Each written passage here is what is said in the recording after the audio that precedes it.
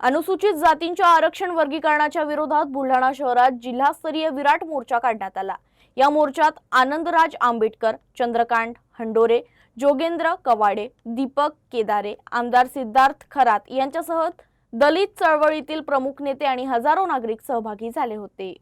बुलढाणा येथे अनुसूचित जातीच्या आरक्षण वर्गीकरणाच्या विरोधात जिल्हास्तरीय विराट मोर्चाचं आयोजन करण्यात आलं। मोर्चात आनंदराज आंबेडकर, चंद्रकांत हंडोरे, जोगेंद्र कवाडे, दीपक केदारे, आमदार सिद्धार्थ खरात यांच्यासह दलित चळवळीतील अनेक नेते सहभागी झाले। मोर्चामध्ये अनुसूचित जातीतील 58 जातींचे प्रतिनिधित्व करणारे तरुण तरुणी, महिला आणि हजारो नागरिक मोठ्या संख्येने सहभागी झाले होते। विविध घोषणाबाजी करत आंदोलकांनी शासनाचं लक्ष आपल्या मागण्यांकडे वेधलं।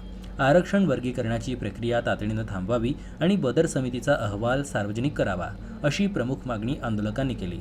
दरम्यान शासनाने या मागण्यांवर सकारात्मक निर्णय न घेतल्यास आगामी हिवाळी अधिवेशनादरम्यान विधान भवनाला घेराव घालण्यात येईल, असा इशारा आनंदराज आंबेडकर यांनी यावेळी दिला।